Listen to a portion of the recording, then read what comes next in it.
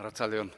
Muy buenas tardes. Vamos a comenzar efectivamente el panel de lo que casi siempre va por detrás de la realidad, que es el derecho, ¿no?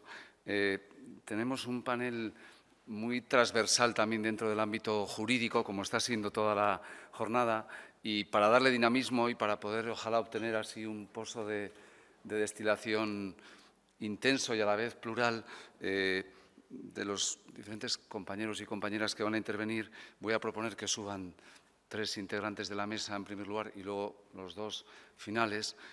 Junto a Begoña Crespo, abogada urbanista, iba a proponer a Juan Luis Moragués que subiera también entre tanto, y si Andrés Urrutia está por atrás, que está allí, pues también con la finalidad de tener a los 3 en este primer panel.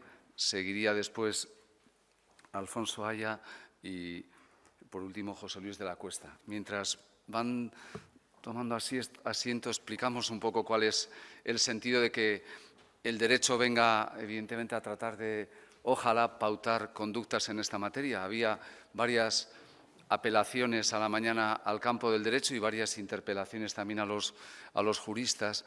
Y el propósito del enfoque que vamos a hacer es el siguiente. Por un lado, evaluar algo que también la pandemia nos ha puesto encima de la mesa, ¿no? Que es que hasta ahora podíamos estar habituados a una confrontación de intereses en presencia, si no interpares, en un mismo plano, ¿no? Mi libertad podía chocar con la libertad y el derecho de un tercero y ahí había una colisión de intereses. Cuando mi egoísmo, en el uso de mi libertad o mi derecho, afecta a un interés público superior, la salud pública en el caso de la pandemia, lo que es la propia subsistencia de nuestro futuro por nuestra acción antropogénica, como es la cuestión del cambio climático, la cuestión sube de categoría, ¿no? Porque ya está sacrificando un derecho individual o limitándolo en un altar mucho más importante, ¿no? Que es el de toda una dimensión jurídica pública. Cuando comentabais el terrorismo y el 11S, recuerdo una manifestación de dignidad del presidente de la Comisión Europea en aquel momento, que dijo que cuando en el altar de la seguridad sacrifiquemos derechos fundamentales, estaremos dando la primera victoria a los terroristas, ¿no? Lo cual no significa empatía alguna con ese ámbito, ¿no? Pero evaluar esa cuestión. Pues en el prisma de una propuesta práctica, cosa poco habitual entre quienes estamos en el mundo del derecho y en el mundo de la universidad, que habitualmente nos ocupamos más de dar ideas que suenen bonitas o algo originales a que sean prácticas, pero el objetivo era pasar del decir a un análisis realmente, ojalá, práctico. Decía que he pedido a cada uno de los integrantes de la mesa pues la capacidad de hacer, ahora le llaman los modernos pildorazos, pues en 10 minutos tratar de condensar vuestras reflexiones en torno al prisma que cada una de vosotras conocéis desde ese ámbito, ¿no? En el orden que ahora comentaré, Begoña Crespo, abogada urbanista desde el punto de vista del derecho público, el urbanismo, que es una manera de hacer sociedad, de hacer vida, de humanizar a través de esa figura instrumental gran parte de nuestro modo de vida. Bueno, pues es un enfoque que puede realmente, creo, ser muy interesante, complementado por la visión que seguirá un gran experto en el mundo del ámbito forestal, del bosque, de montes, que es Juan Luis Moragués, profesor titular de Derecho de Medio Ambiente, Derecho Ambiental en Deusto, y un no contrapunto, porque es un complemento de la mano de Andrés Urrutia, además de presidente de la Academia Vasca de Derecho y de Euskaltzaindia, notario y gran conocedor del ámbito del derecho privado, ¿no? Que es otro campo potente e importante, y cerraremos después con los 2 compañeros integrantes de la mesa en el área pública, Alfonso Aya y José Luis de la Cuesta, para, ojalá, del conjunto de manifestaciones, demostrar que, ojalá, el derecho puede ser un producto social. Y termino esta introducción. Ramón Martín Mateo, un gran medioambientalista, el que abrió brecha y cuyo principal discípulo fue Demetrio Loperena, al que recordamos todos porque falleció en temprana edad en lo intelectual y en lo vital, decía que el derecho, además de un producto social, tiene que ser una labor de ingeniería social, tiene que servir para tender puentes en los problemas de la sociedad, no solo en un elemento punitivo, que desgraciadamente es la línea final en la que atender a conductas que hagan que no sea sostenible un comportamiento en sociedad, sino que tiene que intentar anticipar y ahormar, ¿no?, ese tipo de planteamiento. Pues recordando a Demetrio y a Ramón Martín Mateo, ojalá logremos ese objetivo práctico. Y en primer lugar daría la palabra a Begoña. Muchísimas gracias por estar con nosotros, Begoña y Naidus Sunian, cuando quieras. En primer lugar, dar las gracias a Nacho. No sé si se oye. ¿Se oye? Ahora.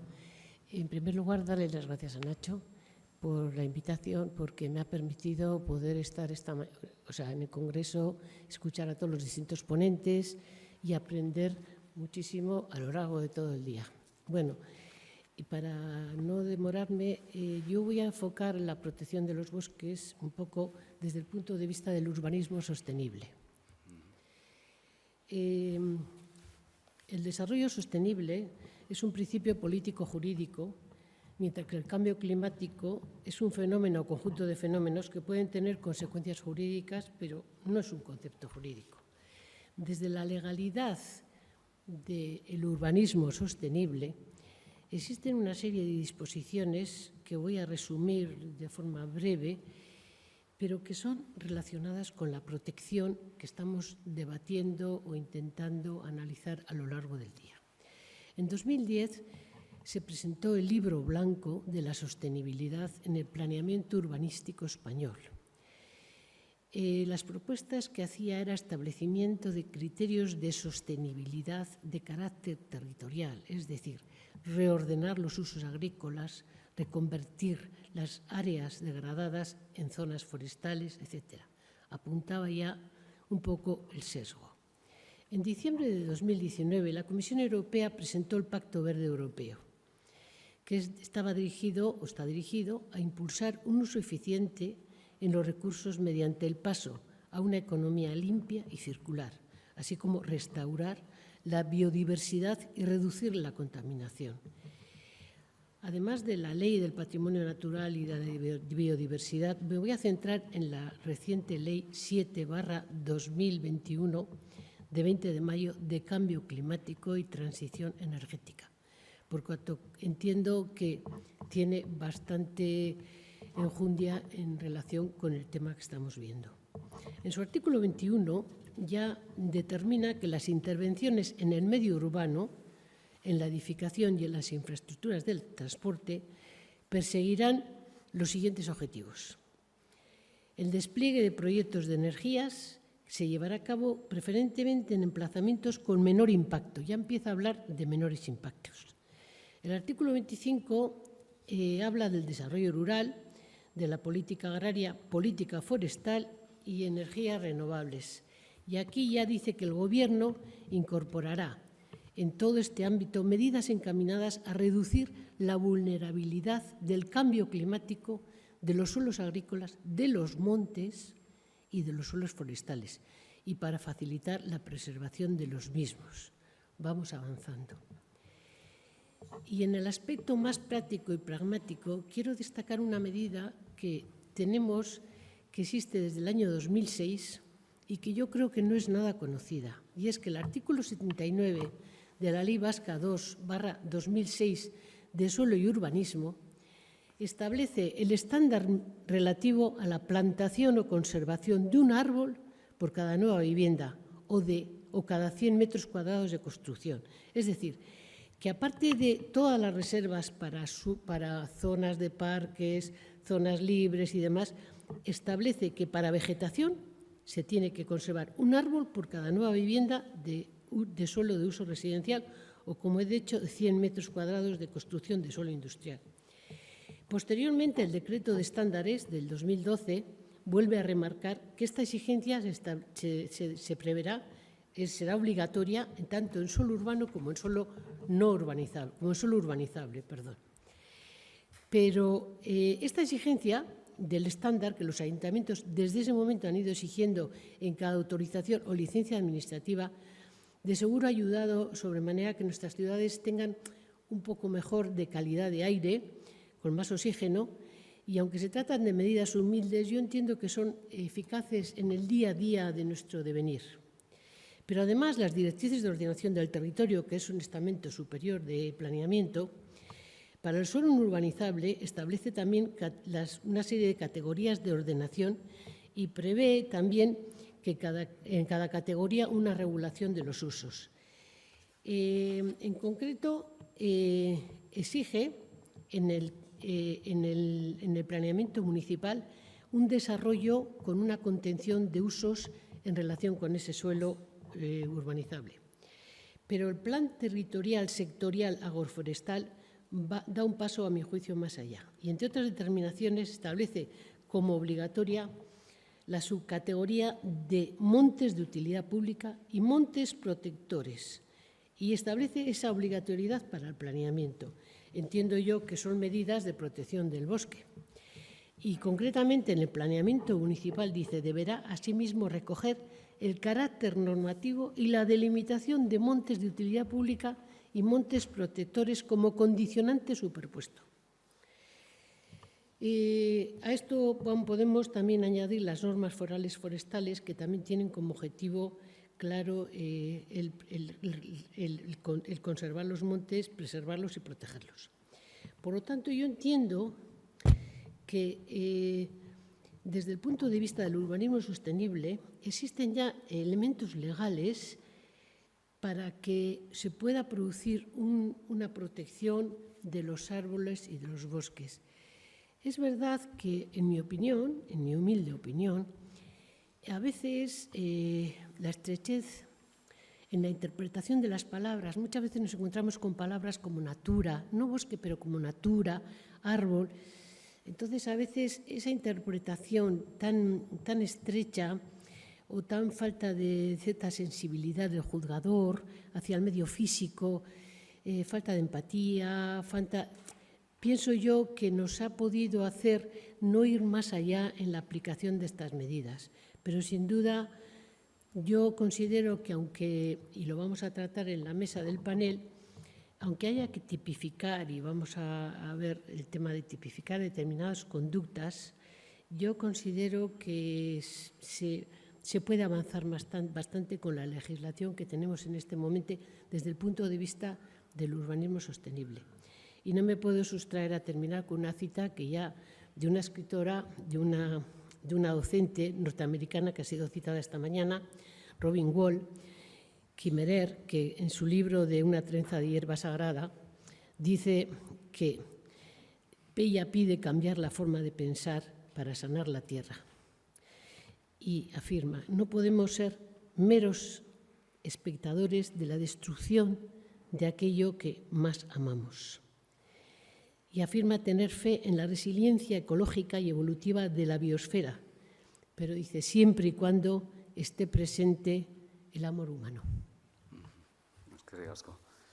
Muchísimas gracias por atenerte al tiempo y por las reflexiones que ya van dejando alguna evidencia importante, porque hablabas de hacer prospección con esa dimensión y seguramente mirar al futuro implica no ser solo reactivos, como muchas veces somos en el derecho, sino proactivos, ¿no? Tratar de anticiparte y luego que las disposiciones que a veces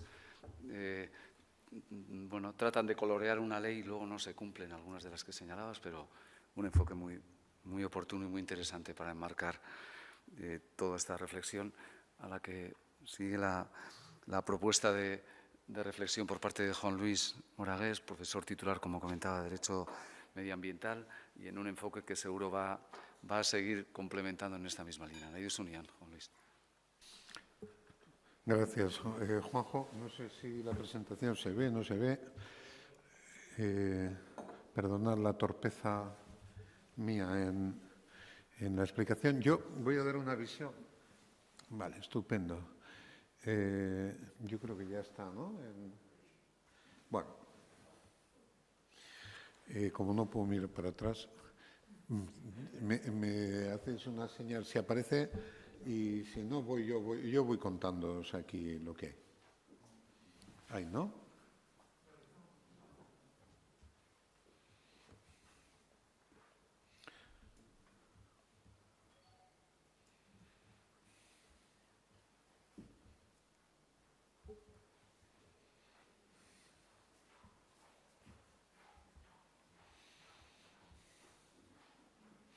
Bueno, yo voy a dar una visión, me da igual, si no me las apaño también perfectamente, sin la presentación.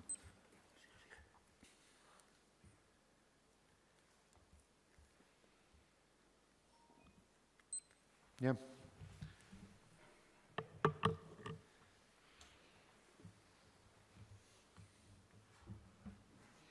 Bueno, no os preocupéis. El tiempo es escaso y...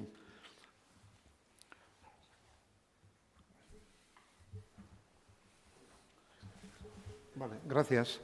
Bueno, yo voy a hacer una visión desde el derecho administrativo, pero voy a intentar contextualizar desde una perspectiva histórica porque esto tiene la suficiente complejidad como para que nos pongamos en posición de comprender cuál ha sido la evolución que ha habido respecto de la relación de las personas y los grupos en los que se organiza con el medio natural y con los bosques.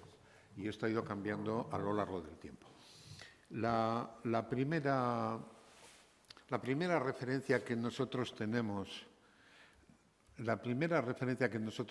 es el del Saltus Vasconum, ¿no?, que ya aparece con Plinio el Viejo, allá por el siglo, me parece que es,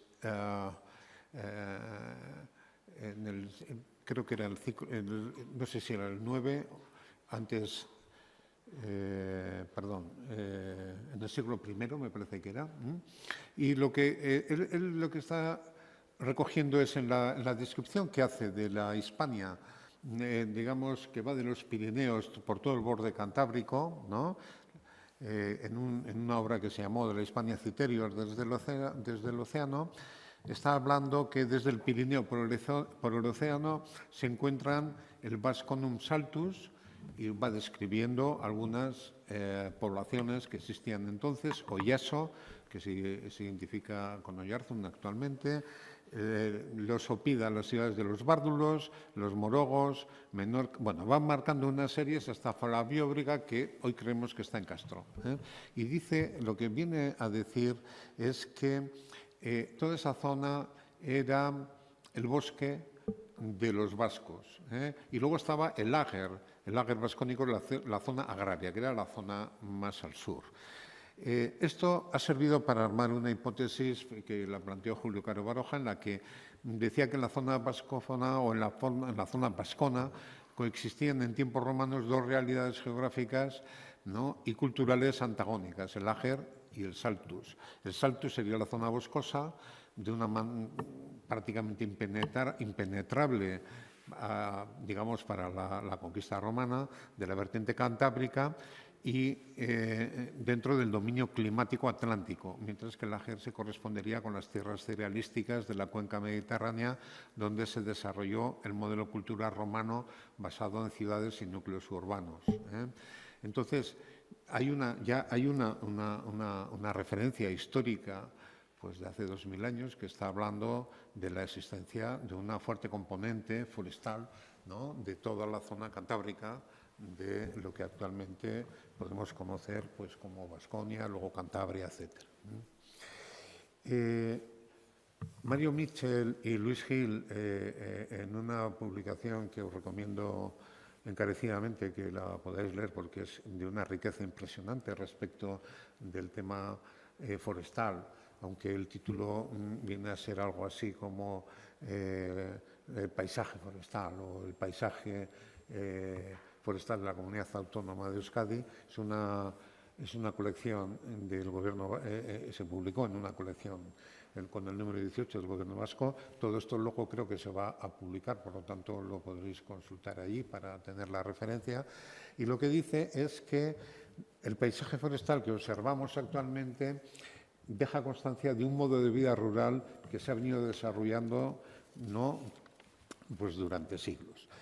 Es un paisaje que da cuenta de la total humanización del territorio desde épocas muy antiguas. Yo creo que ese es el primer mito que tenemos que asumir, y es que esto es un territorio muy antropizado. Es decir, bosques sí, el Saltus sí, pero con una presencia humana desde muy antiguo y bastante potente, ¿no?, en esa interacción con el medio. Esa humanización del territorio, ¿no?, pues en los montes supuso la realización de una serie de prácticas que intentaban extraer del monte las máximas utilidades, ¿no?, que se podían sacar del recurso forestal. Él distingue varias etapas y desde el Neolítico hasta la Alta Edad Media lo que viene a decir es, bueno, que había un modelo muy cazador-recolector, ¿no?, muy de estar conviviendo con la flora, la fauna y, en fin, con un nomadismo relativamente importante durante ese tiempo, ¿no?, y que la relación con el bosque pues va cambiando, porque esta tierra, y ese sería el segundo mito también que hay que romper, ha sido, ¿no?, ocupado por numerosos pueblos, ¿no?, a lo largo de la historia, que han pasado por aquí. Algunos de ellos han arrasado, otros han integrado y han ido pasando, etcétera, etcétera. Pero ha habido mucha presencia, con una gran influencia también en el modo de relacionarse con el monte y con el territorio. De hecho, por ejemplo, a lo largo de todo lo que era la Astorga Burdeos de los romanos, por esa calzada han entrado y han pasado todo el mundo. Entraron los romanos y la hicieron, luego han pasado visigodos, han pasado todo el mundo, los francos, etc. ¿Y qué sucedía? Que a ambos lados de esa vía, ¿no?, era por motivos estrictamente de seguridad bélica y estratégica, o sea, no podía haber bosque. Y de hecho, a lo largo de toda la calzada, a ambos lados, ¿no?, hay toda una franja donde el bosque desapareció durante siglos y siglos y siglos. Otra cosa es que luego se haya podido repoblar con posterioridad y en tiempos más actuales. Él habla un poco de la relación de la guerra, ¿no?, y de las necesidades bélicas con el territorio y con la foresta. Desde la Edad Media lo que empieza es toda la actividad ferrona. Desde la Alta Edad Media lo que empezamos a tener vestigios y documentación suficiente para saber de que la confluencia de la existencia de ríos, o sea, agua como fuerza motriz, árboles, para obtener sobre todo el carbón vegetal y hierro, que teníamos en bastante abundancia en todo el territorio, ¿no?, había dado, desde la edad del hierro en adelante, digamos, una fuerte actividad cuasi industrial, vamos a decir, ferrona, con una particularidad que no sé si sabéis, que hasta el siglo XVIII cualquiera podía extraer hierro de las minas, pero no podía venderlo, solo se podía vender el hierro elaborado, el hierro en chapa, en barra, o en plancha, o en mazacote, que le llamaban, ¿no?, en tocho, me parece que le llamaban, era el nombre. Y eso hacía que en todo el País Vasco hayan habido cientos de ferrerías, por no decir miles. Y era una combinación bastante interesante respecto del modelo de agricultura, agroganadería, digamos, autárquica, que utilizaba el suelo no solo para obtener algunos cultivos agrícolas, más bien pocos. Nuestra agricultura siempre ha sido pobre, quitando las zonas estas de la llanada y luego ya las zonas en La Rioja, etcétera, más romanizadas y también con unas condiciones edafológicas y orográficas diferentes, pero en el resto pues era una economía de subsistencia con algo de huerta y algo de ganado y apoyándose en el monte. Bueno, todo esto hace que la presencia de la ocupación humana en el monte pues haya sido potente, ¿no?, y haya habido una intensa actividad extractiva de materiales, de minerales, etcétera. También en las zonas más cantábricas y más costeras, la industria naval, ¿no?, la construcción de barcos, etcétera, pues requería madera, buen maderamen que se obtenía de los bosques de toda la zona, incluso de aquí de Álava también. Bueno, todo esto hacía que el bosque constituyera un factor clave, diríamos, para la supervivencia de los grupos humanos y, de alguna forma, comportaba también no solamente una visión individual, sino sobre todo colectiva, ¿no? Y traía como consecuencia la intervención y regulación de estos montes, pues, de distintas maneras, ¿no? En principio, desde luego, la corona y la corona de Castilla y también la de Navarra en su momento, y sobre todo después en Navarra, pero aquí en Álava, en Vizcaya y en Guipúzcoa, sobre todo la corona de Castilla, ¿no? Como en el resto de los territorios que iban conquistando, hacía que los montes fueran propiedad de la corona, fueran regalías. Y, sin embargo, convivía ese concepto genérico, donde además se mezclaba jurisdicción con propiedad, todavía no estaba claro, pero que estaba bajo el poder, diríamos, de la corona, convivía con los usos, digamos, con los usos de los usos comunales, vamos a decir, con los usos de los vecinos que iban viviendo, que vivían por la zona, porque hay que recordar que los montes en aquella época, más que separar, unían. O sea, la gente estaba unido por los montes, porque echaban el ganado al monte y los de las distintas áreas y las zonas alrededor del monte vivían de aquellos montes. Y echaban el ganado juntos, y así, por ejemplo, hay muchísima documentación de siglos XIV y XV, en Salvatierra hay bastante documentación de cómo, por ejemplo, los guipuzcoanos que venían a este lado alavés a asentarse, ¿no? En aquel momento había, diríamos, una situación digamos, con los bandos y con distintos órdenes, diríamos, en competición entre ellos de hegemonías y competencias, pero bueno, la casa de Ayala era el señor de Ayala era el señor de Salvatierra, y de alguna forma, por ejemplo, pues tenía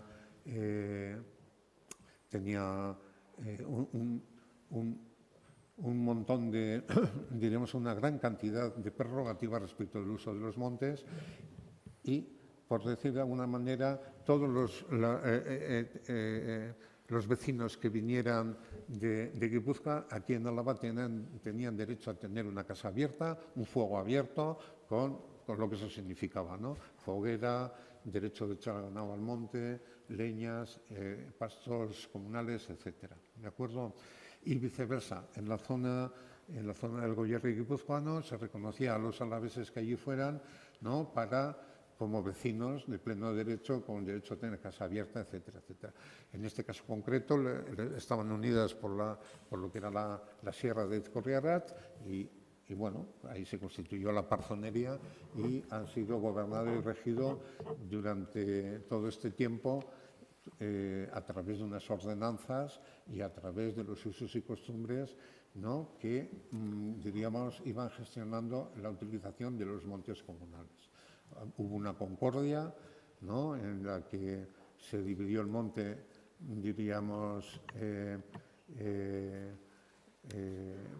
en distintas zonas, pero de uso, de aprovechamiento compartido. Había unos pastos de invierno, unos pastos de verano, en fin, había una serie de reglas que había que respetar. Los cerdos se podían echar de no sé qué época a no sé qué época, en no sé qué otra época había que recoger los cerdos al anochecer y llevarlos a las majadas. En fin, hay mucha reglamentación, pero hay mucha documentación y siempre en aquellas ordenanzas se está hablando que desde origen inmemorial aquellos montes habían sido regidos por usos y costumbres y tenían este tipo de uso compartido comunal. Los concejos y luego los ayuntamientos, ¿no? De alguna manera fueron manteniendo y han ido manteniendo hasta la actualidad la presencia en organizaciones de gestión de montes compartidos, las parzonerías, sierras, bueno, hay distintos nombres. Y hasta que llega la Ilustración, ¿no?, en que ya se empieza a aplicar método científico en la gestión de los montes, pues empieza a haber una gestión selvícola, ¿no? Y aquí llegó también Napoleón, ¿no?, con lo que fue el embrión de la ingeniería forestal y los primeros ingenieros forestales, y fueron los que empezaron a catalogar y a establecer unas reglas taxonómicas y dasocráticas de gestión de los montes con un modelo más científico que luego ha pervivido y que ha seguido evolucionando hasta la actualidad. De todas formas, vale. Bueno, todo esto ha ido avanzando y hoy en día lo que tenemos es todo un modelo de ordenanzas, de usos y aprovechamientos, ¿no?, en montes comunales, ¿no?, entendido como montes comunales aquellos cuyo aprovechamiento y disfrute corresponde al común de los vecinos. Es decir, se puede utilizar de manera simultánea y no exclusiva, con sus reglas, con sus ordenanzas, para que todo esto esté bien regulado hasta la actualidad. Bueno, quería contaros cosas quizás de algunas de estas entidades que ha habido. Yo tengo identificadas 34 entre Álava y Guipúzcoa. En Vizcaya ya quedan algunas más. La desamortización supuso una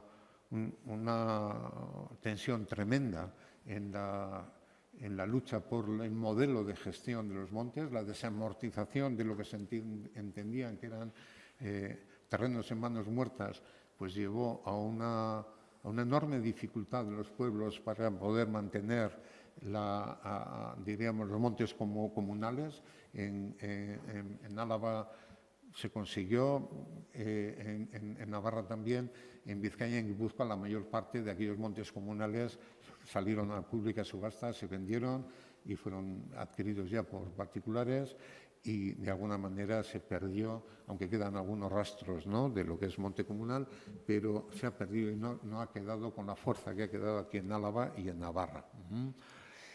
Y de ahí además surgieron ese tipo de entidades de gestión de los montes que en muchos casos no tienen ni población, pero son auténticos entes locales reconocidos en nuestro ordenamiento jurídico. Actualmente, el Real Decreto Legislativo del texto refundido de régimen local, ¿no?, el 781/86, ya está recogiendo que estas entidades son auténticos entes locales. Son entes de derecho público que tienen territorio y organización, pero no tienen población. Y a partir de ese momento se han ido actualizando ahora mismo las ordenanzas, etcétera, y todas ellas siguen vivas, vigentes, con mayor o menor vitalidad, pero siguen vigentes. Desde esa perspectiva tenemos que decir que el concepto de bosque y el concepto de monte en nuestra legislación es sinónimo, es decir, bosque igual a monte. Y la ley de montes, que es una legislación básica estatal actualizada recientemente, en 2015, comienza diciendo que la ordenación, la conservación y el desarrollo sostenible de todos los tipos de bosques son fundamentales para el desarrollo económico y social, la protección del medio ambiente y los sistemas sustentadores de la vida en el planeta. Los bosques son parte del desarrollo sostenible y, en fin, es una clara expresión del valor y el papel que los montes desempeñan en nuestra sociedad, lo dice así literalmente. Y a partir de ahí, la ley de montes pues va regulando lo que es el monte, teniendo en cuenta que monte es todo aquello que no es urbano ni urbanizable, todo lo que no está destinado al asentamiento humano, las infraestructuras y el litoral. A partir de ahí, bueno, y los suelos agrarios, pero que aquí, en el País Vasco, a excepción de algunas zonas de la Llanada y de La Rioja, como he dicho antes, y quizás algo por Lantarón y demás, pero la mayor parte de nuestro suelo agrícola hoy en día también es de agricultura de montaña y jurídicamente tendrían el concepto de monte. Lo cual no quiere decir que todo tenga que estar destinado a la actividad forestal, pero tienen una vocación estrictamente, digamos, de monte. Y quiero recordaros también que por la Ley de Territorios Históricos la competencia en materia de monte es una competencia exclusiva de los territorios históricos, ¿eh? Y tiene que ver con todo esto que hemos estado comentando y con la enorme tradición e incluso jurídico y jurídico público, incluso en derecho foral público, lo poco que hay, que está hablando de cómo se regulaban y se, diríamos, los montes y los montes comunales y los espacios de uso común, ¿no? A partir de ahí, sencillamente decir que los principios de la propia legislación que en este momento está vigente es, en primer lugar, y es literal el orden que estoy planteando de la propia ley, es la gestión sostenible de los montes, ¿no? El cumplimiento equilibrado de la multifuncionalidad de los montes con sus valores ambientales, económicos y sociales, ¿no? Y luego la planificación forestal, etcétera. Ya bajamos a lo que conocemos más de una forma más clásica. Pero para todo lo forestal ya está recogido en la legislación actual, en los modelos de gestión forestal sostenible, y acabo ya con esto, en clave de multifuncionalidad, que quiere decir lo siguiente, que no es un concepto nuestro, es un concepto que se utiliza en toda Europa, ¿no? Y es que si bien antes dividíamos los montes por zonas, por rodales, etcétera, en los que o bien eran productivos o eran montes protectores o eran montes de conservación, lo que ahora tenemos es que todo monte, metro cuadrado de monte, tiene todas las funciones. Tiene una función de conservación, tiene una función de protección. Cuando hablamos de protección, estamos hablando sobre todo de protección del suelo y de protección del régimen hídrico, ¿eh? Los montes protectores que mencionaba antes Begoña, son montes que están protegidos porque, a su vez, o sea, que tienen un régimen especial porque están protegiendo, digamos, la recogida de aguas y las escorrentías, etcétera, para lo que es el régimen hídrico. Y bueno, y dentro de esa multifuncionalidad, ya digo, además de eso, la parte de conservación, que tiene que ver con los hábitats, las especies, la conservación de la naturaleza, y la dimensión sociocultural, es decir, la utilización del monte para el ser humano como referente cultural, como referente científico, etcétera, etcétera, incluso espiritual.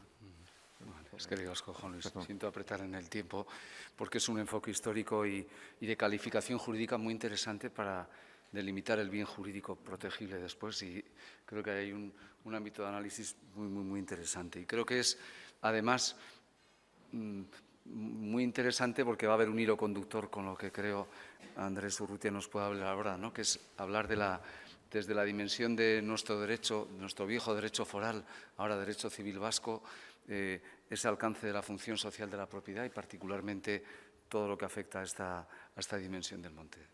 Andrés, zurea da hitza, nahi duzunean. Mila esker, arratsalde on guztioi. Nik ere labur jokatuko dut, bestea beste, denbora gutxi daukagulako eta oraindik islari asko daudelako eilaran hitz egiteko.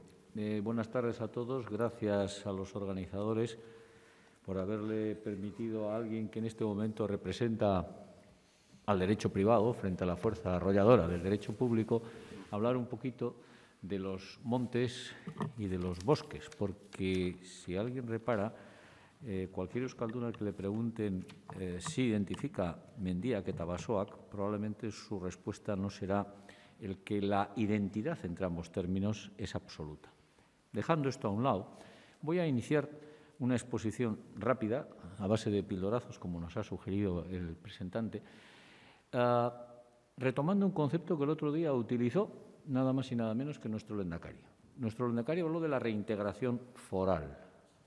Bueno, yo voy a utilizar el concepto de la reintegración foral climática o ecológica. ¿Por qué? Pues porque ya Moragues lo ha anunciado y no es nada nuevo. El derecho civil, el derecho de los vascos, lo que queda de derecho civil, que en su día que entronca directamente con lo que tuvimos en lo foral, porque hay mucha gente que habla de los fueros como algo escrito, también fueron algo consuetudinario y vivido. Se ha hablado aquí de los usos y costumbres, tema fundamental en la regulación de montes y bosques, no se nos olvide.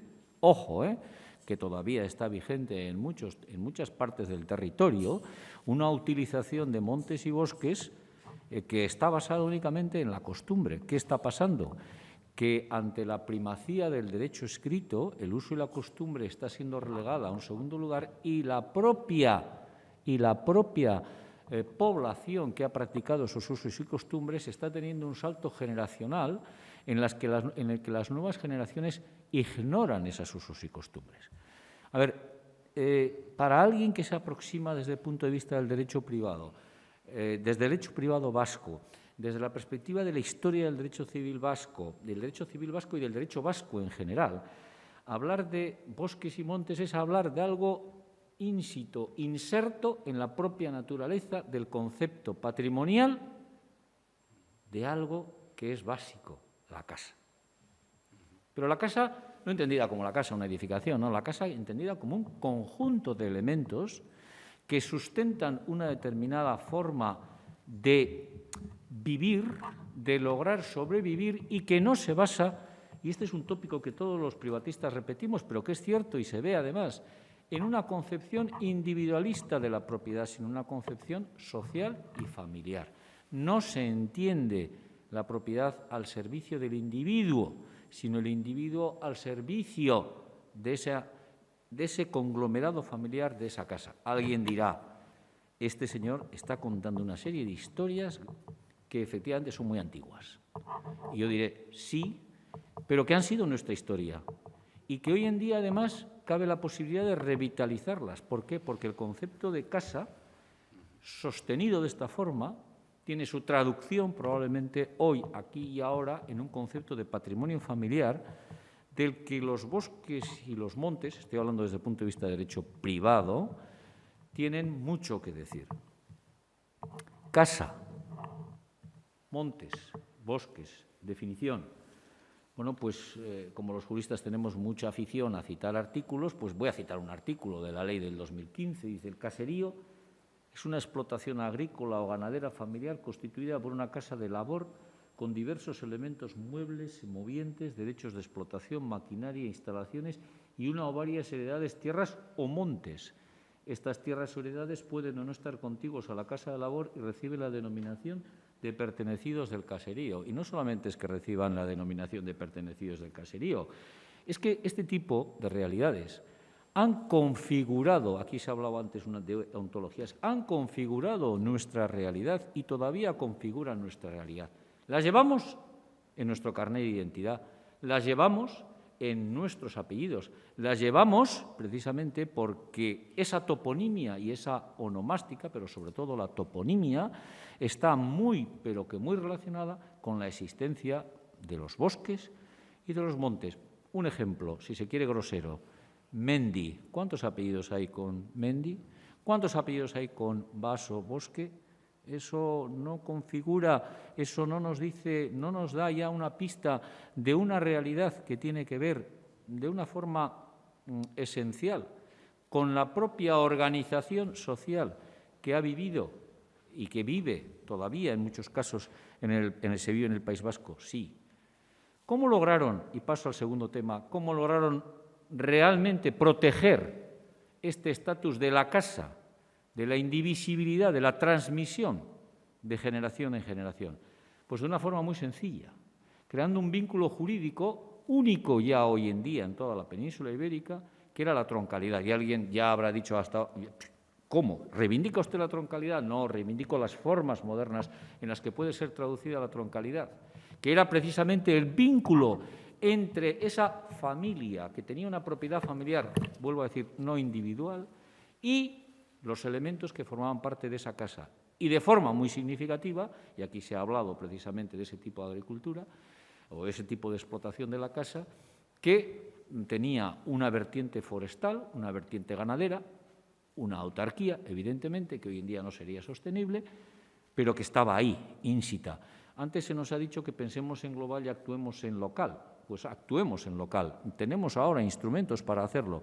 Y esa troncalidad, que es el elemento que, digamos, vincula esas dos cuestiones, es decir, vincula la familia con lo que son los elementos materiales de sustento que forman parte de esa unidad de la casa y el caserío, es lo que, en definitiva, confiere un carácter muy singular a este derecho civil. Singular, digo, pero no excepcional. Si alguien hace un recorrido a lo largo de toda la cordillera de los Pirineos y se fija en el sistema del País Vasco, se fija en el sistema de Navarra, se fija en el sistema de Aragón, Cataluña y al otro lado el sistema de Bearn hasta que llegó Napoleón, que también ha sido citado aquí, cómo no, y la Revolución Francesa, se dará cuenta que efectivamente presentan unas similitudes de fondo muy significativas, muy importantes. Por lo tanto, subrayo, papel de la casa, papel de los bosques, papel de los montes como integrantes de esa casa, concepción de la casa como una propiedad no de carácter individual, sino de carácter colectivo, social, familiar, explotación o utilización de esos bosques, de esos montes, a través de esos mecanismos de carácter consuetudinario. Todo eso, en definitiva, nos proporciona, yo diría que una visión de conjunto que permite plantearse ahora qué podemos hacer con los instrumentos que tenemos desde el punto de vista del derecho privado, hoy, aquí y ahora, del derecho civil vasco, para, recogiendo la esencia de esa situación, poder proyectarla a la altura de 2015. ¿Podemos hacer? Claro que podemos hacer. En primer lugar, podemos hacer una primera aportación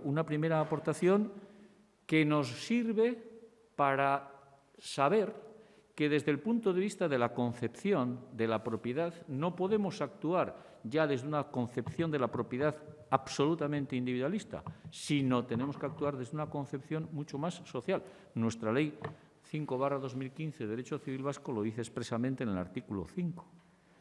Que tenemos que dar además, y aquí está yo creo que la reintegración foral, que tenemos que dar una visión de futuro. ¿Una visión de futuro cómo? Considerando esos bosques y a esos montes como unos elementos clave dentro de esos patrimonios de carácter familiar y dotándoles de disposiciones específicas, de patrimonios familiares que hoy tenemos capacidad para regular de forma troncal, pero basados en la autonomía de la voluntad y a través de transmisiones y a través de mecanismos de continuidad en esas explotaciones de generación en generación. Vale, cuando digo explotación, alguien podrá utilizar el término en sentido peyorativo. Yo estoy, más que en explotación, me estoy refiriendo a una utilización racional y a una utilización efectivamente basada en principios de sostenibilidad y en principios de este tipo de carácter, de carácter general, que atiendan esa finalidad social que los bosques y los montes en derecho vasco siempre tuvieron. Siempre tuvieron y que creo que no deben de perder. Lo que no podemos es reivindicar, y en esto yo creo que hay una gran labor por parte de aquí se ha hablado antes de los medios de comunicación, pero hay una gran labor de comunicación, no reivindicar esa foralidad como algo antiguo, algo pasado de moda, no, sino reivindicar que los principios de esa foralidad son los que tienen que servir en cuanto son válidos hoy, aquí y ahora, y son útiles, son los que nos tienen que servir para configurar esa nueva realidad. Una nueva realidad que es innegable que va a venir desde el punto de vista de la regulación de una serie de limitaciones de la propiedad individual, de derecho público, efectivamente, de ordenanzas, etcétera, y de normas forales, pero que también tiene un sustrato desde el punto de vista de la familia, desde el punto de vista de la concepción, y esto no es ningún canto a la familia, es simplemente una concepción de que lo que ocurre en el ámbito del derecho privado también tiene trascendencia en el público y viceversa. Pero de una política, digamos, de estímulo, no solo de limitación o de prohibición, que sirva para encadenar, en definitiva, una perdurabilidad en la utilización de esos montes y de esos bosques a través de varias generaciones. Esa es la historia del País Vasco, sobre todo yo diría que en el caso de Vizcaya, Guipúzcoa y Álava, y en el caso de Navarra, en la Navarra cantábrica, desde luego. Y yo creo que esa es la historia a la que tenemos que hacerle caso. Y creo también que he pasado 10 minutos contando historias y se me han ido los 10 minutos. Por lo tanto, con todo el respeto a mis dos compañeros de mesa, porque efectivamente ellos han hablado de la vertiente del derecho público de nuestros montes y nuestros bosques, a mí me quedaba hacer lo que he hecho, una reivindicación de nuestros montes y nuestros bosques y decirles a las nuevas generaciones que no pierdan esa toponimia que se les ha olvidado, se les está olvidando. Hoy en día es dificilísimo ya en las nuevas generaciones titulares de explotaciones o de masas de carácter forestal muchas veces que sean conocedoras, uno, de dónde están situadas y dos, que conozcan las viejas denominaciones de la toponimia vasca, que es otro elemento muy interesante en este asunto. Los montes y los bosques son los testigos de la utilización del euskera en muchísimos territorios en donde hoy en día se ha perdido la lengua. Anécdota, poco jurídica, pero que le sirve, por ejemplo, a los investigadores, concretamente aquí donde estamos en Vitoria-Gasteiz, para saber hasta dónde llegaba el euskera. ¿Por qué? Porque la toponimia, a través de esos rasgos de carácter euskaldún, muchos de ellos relacionados con los montes, los bosques, los ríos, etcétera, etcétera, nos permite saber, nos permite deslindar estos territorios. Muchas gracias, nada más. Es que ricasco, Andrés, por respetar los tiempos. Mira, es que agradezco a los tres, a Begoña, a Juan Luis, a Andrés, el haber respetado los tiempos, que no es fácil con todo lo que tenéis por decir. Iba a proponer que subieran en este momento Alfonso Aya y José Luis de la Cuesta y luego, aunque estéis ahí, habremos un momento para el diálogo puntual como tal y lo comentamos. Y, entre tanto, se asientan. Creo que es un dato muy importante el que subrayaba Andrés. La foralidad no es una ideología. La foralidad son raíces de regulación que tiene una gran trascendencia y que, por cierto, hablando de regulaciones obsoletas o no, algo de lo que he hablado se plasma incluso en el Reglamento Europeo 650 sobre derecho de sucesiones cuando habla de propiedades vinculadas, ¿no? Y que tiene una gran trascendencia. Creo que ha habido algo que sobrevolaba las tres intervenciones antes de entrar en la parte penal, muy importante, porque conservar, modificar y desarrollar es no dejar estas instituciones inveteradas en un fósil o convertidas en un fósil jurídico, o si lo hacemos será porque entendemos que no tienen utilidad. Lo que ocurre es que en muchas ocasiones responde al desconocimiento, ¿no? Y creo que eso era muy claramente subrayado desde ahí. Ese es un primer dato. Y el segundo, vinculado a lo que señalaba, es lo intergeneracional vinculado al cuidado del bosque, ¿no?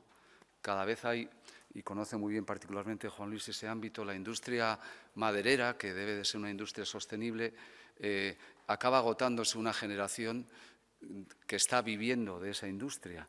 Y cuando alguien decide abandonar el bosque, abandona algo más que un bien jurídico, ¿no? Y tiene unas repercusiones medioambientales y de todo tipo muy potentes, ¿no? Igual que hay que cuidar las instituciones jurídicas por lo que se subrayaba, seguramente este aspecto intergeneracional que tiene una concatenación con lo que Andrés nos apuntaba es muy relevante, ¿no? Y, bueno, igual que agradezco a los tres ponentes anteriores porque vuestra sapiencia en ese campo abre ámbitos, ocurre en el derecho, que cada uno tiene su vector. Tener con nosotros a dos personas, a dos compañeros que tampoco necesitan presentación desde el punto de vista de su íter vital. En el caso de Alfonso Aya, llevará siempre la vitola de exfiscal en la Sala del Supremo, pero ejerció como fiscal muchos años aquí. Y el fiscal, en esa figura, para quien no conoce el derecho, que tiene el objetivo de nada más y nada menos perseguir la defensa de la legalidad, ¿no? Desde la imparcialidad y la objetividad, lo cual es especialmente complejo e indeterminado de cara a plasmar, pero desde esa visión, de esa defensa y del ámbito en lo que de su experiencia vital creo que puede ser muy interesante. Y sin duda posteriormente José Luis de la Cuesta, catedrático de Derecho Internacional Privado al frente del Instituto Vasco de Criminología, también a nivel internacional con una importante autoritas en ese ámbito, intentando llegar a aquello que se dice que es el último paso que debe dar el derecho, ¿no? Como hablábamos antes, ¿no? Cómo llegar a sancionar conductas, ¿no? Abro y termino rápidamente un paréntesis. Si algo tenemos que experimentar y seguramente hacer autocrítica como sociedad es que solo hemos entendido las normas en la pandemia cuando venían acompañadas de una sanción. Cuando eran una recomendación, muchos periódicos reflejaban fotos diciendo la última celebración antes de que el lunes entrara en vigor una restricción, por desgracia, obligada, como si hasta que esa recomendación no se convirtiera en el Boletín del País Vasco en norma que podía implicar una sanción, no tuviera validez desde el punto de vista de la protección frente al virus, ¿no? Y solo hemos aprendido eso, que solo con el palo, solo con la sanción, acabamos entendiendo que hay que cumplir una norma, ¿no? Y eso es triste, porque revela mucho de la inmadurez de la sociedad, ¿no? Y ahí es donde entra el derecho penal, determinar un bien jurídico protegido, ver si colisiona con unas conductas que perjudican a un bien superior. Y de lo dicho hasta ahora parece que ese bien superior existe. Ahora habría que ver hasta dónde cabe llegar en esa protección, en esa dimensión penal, y para ello habíamos invitado y propondría que Alfonso Aya pudiera iniciar su primera intervención y concluyéramos después con José Luis. Cuando quieras y muchísimas gracias. Muy bien, muchas gracias, Juan José. Según lo que acabas de decir y lo he explicado, lo he dicho esta mañana, parece que debemos convenir o que convenimos que los bosques son bien de interés público. Aunque sean privados, tienen un interés público. Sin embargo, en el derecho penal prácticamente es que la palabra bosque no existe o no aparece en ningún momento, salvo en algún articulillo de por ahí, que lo comentaba en alguna ocasión, lo comentaba Nacho, el 357, que se refiere al incendio de los bienes propios y dice con peligro de propagación a edificio, arbolado o plantío ajeno, o hubiere perjudicado gravemente las condiciones de vida silvestre, los bosques o los espacios naturales. Normalmente cuando se refiere a las materias a las que estamos tratando en este día, el Código Penal se está refiriendo a animales o plantas, está refiriendo a especies naturales protegidas, espacios naturales protegidas, especies protegidas de flora silvestre y sus propágulos. Y yo inmediatamente fui al diccionario a ver qué diablos era eso de los propágulos, hasta que me conseguí enterarme. A la flora y la fauna. Me estoy refiriendo un poco de una forma no sistemática ni mucho menos jurídicamente perfecta a los bienes protegidos o bienes a los que hace referencia. Y por otra parte también a los incendios. Y en los incendios hace referencia a los incendios de montes y masas forestales y también de zonas de vegetación no forestal. Parece que en muchas ocasiones el concepto de bosque queda fuera de esta protección, ¿no? Si estamos hablando de un bosque, pero no es una masa forestal, no está protegido. ¿Qué diferencia hay entre un bosque y una masa forestal? Vulgarmente a mí se me ocurre que la masa forestal es un bosque a lo bestia, muy grande. Pero si es un bosquecillo que está ahí perdido, pues no, parece que no tiene protección. Y si no es a través de un incendio, parece que tampoco está protegido. Bueno, pues entonces eso parece que de alguna forma es lo que tenemos que resolver o tenemos que solucionar.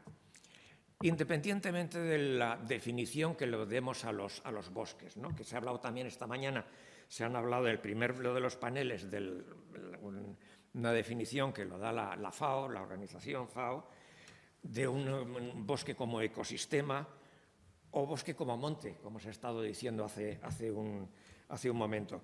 Yo la verdad es que para el derecho penal me quedaría con el concepto más sencillo de bosque, que es el que nos da la Real Academia de la Lengua, que dice, 1, sitio poblado de árboles y matas, punto. Me encantan a mí estas definiciones tan sencillas, ¿no? Como me encantan también los artículos del Código Penal sencillos. Es el que matare a otro será castigado como reo de homicidio a tal pena. Hasta eso lo han cambiado y lo han complicado, ¿no? Hoy encontramos artículos, sobre todo en los delitos medioambientales, delitos económicos, tal, que tienen páginas y páginas. ¿Cómo diablos los entendemos, ¿no? Que es lo que también necesita el Código Penal, ser entendido por la generalidad y saber cada uno lo que puede hacer y lo que no puede hacer. No me lío. Sí es cierto también que el sentir general hacia la naturaleza ha ido cambiando. Antes se celebraban los quintos, el sorteo tirando una cabra del campanario. Parece que lo hemos eliminado. Estamos en contra de las peleas de gallos, de las peleas de perros. No lo hemos eliminado del todo, pero por lo menos sí está prohibido y está castigado incluso en el Código Penal, ¿no? Igual respecto de los espacios naturales, el mar, los ríos, los bosques, etc. Se habla del animal como sujeto de derecho no humano, y Cristina de la Cruz a la mañana también nos estaba hablando del río como un sujeto de derechos y deberes, de terrenos en Ecuador, etcétera, lo cual tampoco voy a entrar en el tema ni mucho menos. Y también Luis Garagalza a la mañana ha hablado de la importancia de los árboles, no ya del bosque, sino de los árboles, del árbol, el árbol dentro de la mitología, dentro de nuestra cultura, etcétera, hasta el punto de que en el Génesis los árboles es el lugar del culto, el lugar donde se habla con Dios, con Yahvé, se habla con Dios en los árboles y en los altos. Y es precisamente, además se cita expresamente, permitirme que ya que lo he encontrado, lo voy a citar, la encina de Moré, el encinar de Mambre y el tamarisco de Berseba, como árboles en los cuales se realiza el culto. Después, cuando se crea la tienda de la reunión, ya está prohibido eso, es allí donde mora Dios y por lo tanto no se puede hacer mayor culto que en ese lugar, ¿no? Y luego en el templo en Jerusalén cuando se hace. Permitirme un poco esta digresión, pero me encanta comentarlo. Pero vamos, lo que sí es cierto es que hay árboles que tienen un cierto significado, ¿no? El drago milenario, las secuoyas y el árbol de Guernica, por supuesto. Con este cambio de mentalidad, este cambio de sensibilidad, el Código Penal introduce determinados delitos contra el medio ambiente, va introduciéndolos poco a poco. Contra el patrimonio, los delitos contra el patrimonio histórico, contra el patrimonio artístico, contra el urbanismo, con delitos relativos al urbanismo, etcétera, etcétera. Con algún problema también, ¿no? Muchas veces el Código Penal lo que trata es de definir estos delitos de una forma tan detallada, tan específica, que siempre quedan flecos que están fuera, y segundo, siempre hay complejidades, ¿no? Complejidades que no llegamos a entenderlo. Y este tipo de artículos, desde el último código de redacción completa del Código Penal de 1995, pues ha sido modificado en el 2003, en el 2010, en el 2011, en el 2015. Y que es necesario la actualización del derecho penal y del Código Penal. Pero que haya tantas modificaciones, pues también nos dificulta su práctica, ¿no? Y su aplicación. Los supuestos más comunes en los cuales existen procedimientos en los delitos, o en los bienes que estamos refiriendo, pues serían, en primer lugar, en materia de urbanismo, las construcciones ilegales. En muchas ocasiones, porque lo traemos en referencia, porque las construcciones ilegales se realizan sobre bienes forestales o sobre montes o sobre terrenos que le están dedicados a otras finalidades. En materia de flora y de fauna, la mayoría son los supuestos de caza ilegal de especies protegidas. Más bien poco de la flora, más de la fauna que de la flora. Ahora, acabo de ver que en la última memoria de la Fiscalía General del Estado se hace la referencia a un procedimiento abierto en Castellón por la tala de un árbol monumental de interés local, lo cual me ha llamado la atención, ¿no? De un árbol monumental de interés local. No tengo más referencia de qué se trata ni cómo, desde el momento en que he redactado la memoria, normalmente el compañero de Castellón lo habría hecho en abril de este año, no sé qué ha pasado, porque sí viene referencia de que está recurrido al procedimiento. Parece entonces que de alguna manera tenemos que meter algo en el Código Penal, bien sea incendio de los bosques o bien incluir los bosques dentro de los otros tipos, y ello pues habrá que trabajar en adelante. Teniendo en cuenta, por otra parte, que realmente el Código Penal no va a solucionarnos los problemas, no va a dar marcha atrás a toda esa hora 25 en la cual ya hemos llegado, ¿no? La hora 25 me refiero al concepto que decía Georgiou en esa novela, La hora 25, que, si no recuerdo mal, la leí hace muchos años, decía la hora 25 es la siguiente de la 24. La 24 es aquella hora que es la última en donde podíamos haber parado o haber dado marcha atrás. Estamos en la hora 25 donde ya no hay marcha atrás. Vamos a ser optimistas y sobre eso también antes a lo largo del día de hoy se ha estado hablando, ¿no? Pero bueno, en cualquier caso el Código Penal debe tener su función. Debe, en primer lugar, penar aquellas acciones que van en contra de los intereses o derechos básicos de la sociedad. En segundo lugar, reponerlo en la situación alterada por el delito. Hombre, no que lo que ha sido quemado, que ha sido destruido, aflore, pero por lo menos que lo que ha sido destruido para, por ejemplo, poner una plantación de colza, después de decir que eso ha sido delito, no surja la plantación de colza o de lo que sea, o la urbanización, sino que ese terreno sea destinado a la finalidad que ha tenido y que se entiende que es de utilidad pública. Y una tercera finalidad, contribuir a formar la conciencia social sobre lo que es legítimo y lo que no lo es, ¿no? De alguna manera, lo que el Código Penal nos está diciendo, oiga, es que esto no es posible dentro de nuestra sociedad y este bien es un bien de un interés superior para la persona, para el hombre, y aunque sea de una propiedad privada, nos interesa a todos y, por lo tanto, hacer esta destrucción no es posible y la sociedad no puede permitirlo. Nada más de momento. Muchísimas gracias, Alfonso, por la concisión y por contextualizar que hay trabajo en la técnica legislativa del derecho penal para poder avanzar, que es en última instancia, en lo que afecta al derecho, el objetivo que buscábamos. Y el complemento a esta contextualización de la dimensión penal viene de la mano de José Luis de la Cuesta, al que anteriormente presentaba y que fue mi profesor. A la mañana Antonio Casado se refería también a que la condición de alumno se mantiene con respecto a los buenos profesores y profesoras por vida, y la fortuna de tener en el aula a un José Luis muy joven en aquella época, porque hace ya casi 40 años, o sea que eras jovencísimo cuando nos daba clase, pero yo creo que transmitía lo que el derecho penal debe de intentar suponer para una sociedad, ¿no? No tiene que tener un carácter vengativo, punitivo, tanto populismo punitivo que a veces se hace, sino que desgraciadamente tiene que ser el que marque unas líneas rojas de conducta, ¿no? Y le pedíamos nada más y nada menos a él, para clausurar esta mesa de derecho, pues que nos dijera si realmente es factible y de qué manera la voluntad de entender que, aunque debiera haber otras vías para desincentivar comportamientos contrarios a este bien jurídico protegido,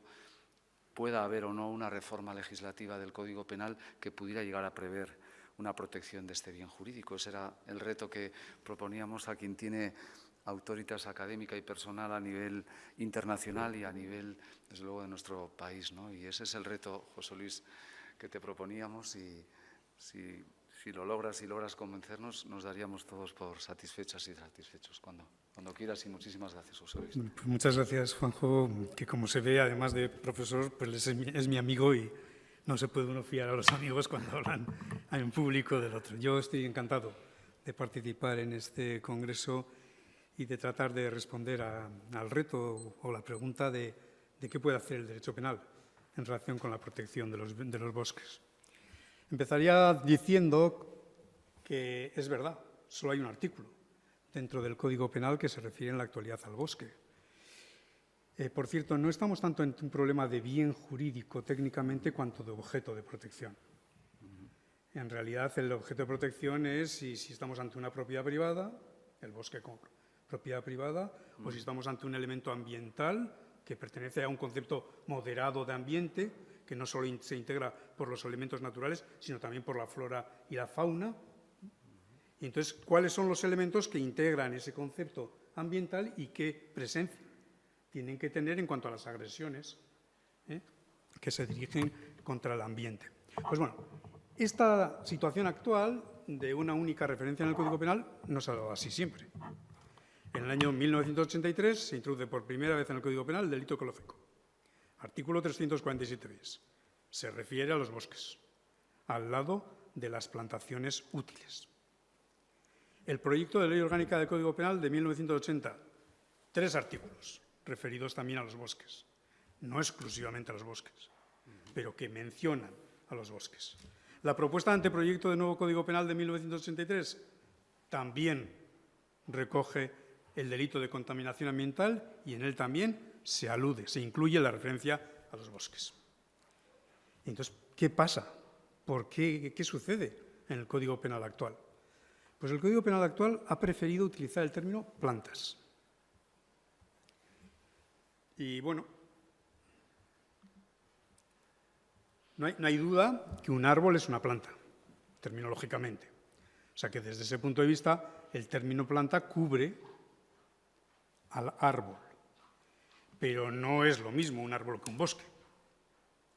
Y ahí tenemos un salto que hay que ver si el Código Penal de alguna manera permite cubrir. Hay que decir que esta tendencia del Código Penal se encuentra también en los textos europeos de referencia, tanto en la resolución de 1977 del Consejo de Europa como en el convenio del Consejo de Europa de 1998, en la decisión marco de 2003, que ya fue derogada por invasión de competencias por parte del Consejo frente a la Comisión, y en la directiva de 2008, no se alude a bosques, se habla de plantas. Hace falta que el Código Penal se refiera a los bosques. Ya se ha aludido, como en la protección de incendios forestales, se alude a montes y masas forestales. Y yo entiendo que la legislación administrativa considera que los bosques están dentro del concepto de monte, pero no los identifica, creo, con bosques, con montes, porque si uno recoge la lista de contenido que tiene el término monte según la ley de montes, es mucho más amplio que lo que podríamos aludir como bosque. Por tanto, desde el punto de vista administrativo, la ley de montes protege a los bosques, pero protege más que los bosques. Los bosques están incluidos dentro del concepto administrativo de montes, pero bueno, a mí también se me suscita la diferencia entre monte y masa forestal. En los delitos contra los recursos naturales, el medio ambiente, la flora, la fauna, se alude a plantas, se alude a espacios naturales protegidos, se alude al hábitat de esas plantas protegidas o de la flora protegida.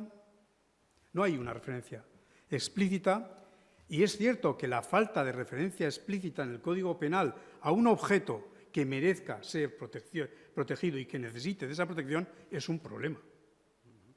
Porque no ayuda a la visibilidad, a esa función pedagógica de la que estaba hablando Alfonso Aya. El Código Penal nos dice también qué es lo que merece ser protegido y cuáles son las agresiones más graves contra las cuales hay que reaccionar. Por tanto, contrasta con la importancia y el valor medioambiental y otros que llevamos todo el día señalando que concurre en los bosques y que apuntaría a que sí es necesario que el bosque sea aludido por el Código Penal. El problema es, ¿qué bosque? ¿Todo bosque? ¿Los bosques protegidos solo? ¿Los bosques nativos? ¿Los bosques protectores? ¿Los de conservación? ¿Los de producción?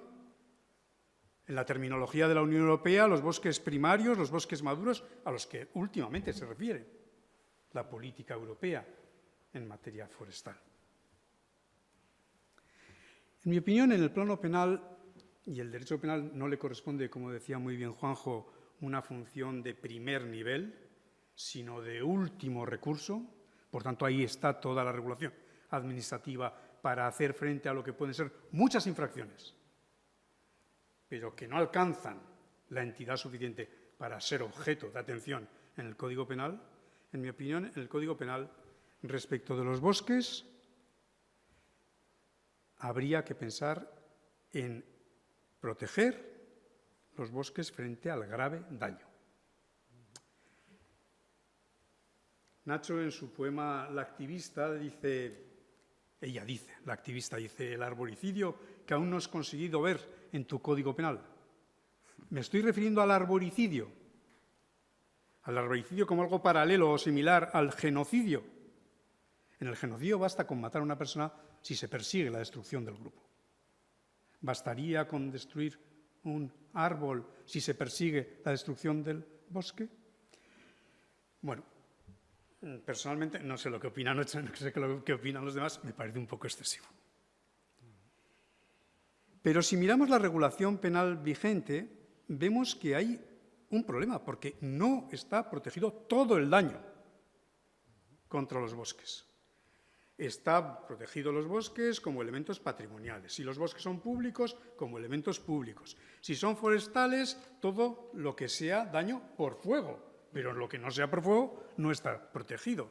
En los delitos contra los recursos naturales y el medio ambiente, la contaminación exige determinados comportamientos, no es cualquier manera de afectar contra los objetos que allí se mencionan, donde están las plantas, y donde ya no es solo peligro, porque con una técnica, a juicio de casi todos, pues bastante censurable, el Código equipara en la misma línea punitiva el causar con el poder causar.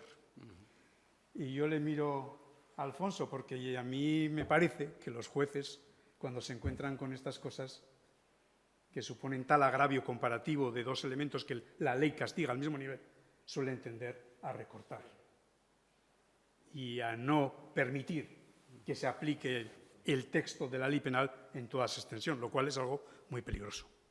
Tampoco en los delitos contra los espacios naturales se cubre a aquellos bosques que no sean espacios naturales.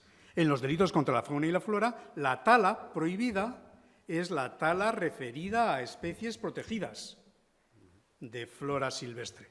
Y no todos los bosques son especies protegidas de flora silvestre. Bien es cierto que si nos fijamos bien en los delitos contra la flora, existe como una especie de protección indirecta. Porque es verdad que al aludir el Código Penal a la destrucción o alteración grave del hábitat, puede estar cubriendo las agresiones a los bosques. Pero de nuevo estamos respecto de objetos muy particulares. Y esto es un problema si lo que queremos es que haya una protección de los bosques frente al daño. ¿Qué es lo que sería necesario? A mi juicio sería necesario que el Código Penal tuviera un delito de deforestación. Un delito específico que se centrara en la deforestación. En la deforestación como fenómeno de reducción de la superficie forestal con consecuencias irreversibles en el medio ambiente. No quiero decir que cualquier deforestación tenga que ser penalmente punible. El Código Penal tiene que coordinarse con la regulación administrativa. Pero allí donde la regulación administrativa no cubra la deforestación, no debería ser una simple infracción administrativa. A mi juicio, eso debería ser un delito castigado en el Código Penal. ¿Cómo? Yo creo que hay una alternativa. Colocar, como se decía en el resumen, una deforestación. Bueno, ahí se hablaba de la tala, arranque, rotura, eliminación. En los delitos contra la fauna y la flora, por tanto, al lado del artículo 332, pero esto lo que viene es a subrayar la condición del bosque de parte de la flora. También podría hacerse colocando una referencia al bosque en el artículo 330, que es el que se refiere al daño a los espacios naturales. Se podría decir que en un espacio natural protegido, es lo que dice actualmente el Código Penal, dañare gravemente alguno de los elementos que hayan servido para calificarlo, causare grave daños a un bosque o alterare de manera sustancial su estructura y función, incurrirá en la pena. Bueno, colocarlo en el artículo 330 subrayaría el valor medioambiental del bosque, porque el artículo 330 está entre los delitos contra los recursos naturales y el medio ambiente. El 332, aunque esté muy cerca, está entre los delitos contra la flora. También esta propuesta se podía completar con una inclusión de la referencia al bosque en una agravación que existe común a todos los hechos cometidos en los delitos contra el medio ambiente, fauna y flora, que es el que esos hechos hayan cometido o hayan afectado a un espacio natural protegido, podríamos decir, o a un bosque. Y bueno, compondríamos una cierta modificación sin demasiada alteración del Código Penal actual. A mi juicio, habría que ser más ambicioso. Yo creo que la protección del bosque y la visibilidad que queremos dar a esa necesidad de protección, que está súper argumentada y fundamentada en todo lo que hemos escuchado, que dice la ciencia, etcétera, respecto del valor medioambiental, del efecto sumidero, etcétera, etcétera, etcétera, se conseguiría mejor esa visibilidad si se creara un nuevo capítulo dentro del Código Penal. Precisamente un capítulo entre los delitos contra los recursos naturales y el medio ambiente y los delitos contra la fauna y la flora. Un capítulo que sería, por tanto, capítulo 3 bis del Código Penal y donde no estaría solo el delito de deforestación. Estarían también los daños a espacios naturales y estarían también los incendios forestales. Los incendios forestales hace tiempo que se reclama que sean contemplados en el Código Penal como agresiones medioambientales. Y no solo o no particularmente como esas agresiones a la seguridad pública, que es la línea que inspira la actual regulación de los incendios y de los incendios forestales, porque los incendios forestales están junto al resto, a los demás incendios. A mí me parece que esta sería una solución, una propuesta más razonable y más adecuada a lo que queremos perseguir. Pero se me suscita una pregunta añadida y con esto termino. ¿Solo los bosques? Tenemos los árboles, tenemos los bosques, pero si estudiamos o si leemos los que escriben sobre cosas que yo no entiendo, pero que puedo leer y puedo tratar de acercarme a esa realidad, si leemos lo que ellos dicen, también hablan de ecosistemas forestales, que no es lo mismo que el bosque, pero cuya protección es esencial para proteger también al bosque. ¿No habría que aprovechar ya también esa regulación de ese nuevo capítulo para incluir una protección de los ecosistemas forestales? Yo pienso que sí.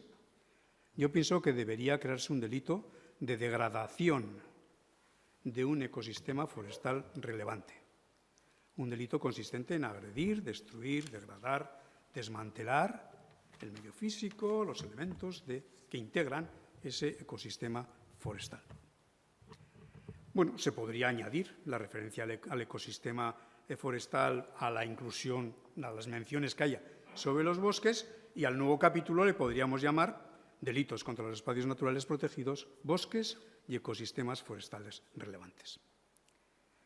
Esta es mi primer acercamiento a la cuestión que, bueno, a mí me gustaría poner sobre la mesa para que quizás en un pequeño grupo pudiéramos debatirlo y pudiéramos irlo trabajando, si es que os parece que puede tener algún sentido incidir sobre esta línea. En cualquier caso, el Código Penal solo sirve para poco. Solo sirve para decir a los ciudadanos, ya lo he puesto en el Código Penal. Pero eso sirve para muy poco. Incluso sirve para acabar frustrando a todos los ciudadanos. Es absolutamente imprescindible que el Código Penal se concilie con la regulación jurídico-administrativa en la materia. Y ese es un reto que, después de haber oído a Andrés Urrutia, he dicho, y a lo mejor también, no a lo mejor, y también con la regulación civil que esté estableciendo pues, los usos, los límites, los principios, los valores de protección en torno a ese elemento tan fundamental para la vida de todos y la supervivencia de las especies en el planeta, que el planeta no va a depender de los bosques, pero los demás a lo mejor sí. Muchas gracias.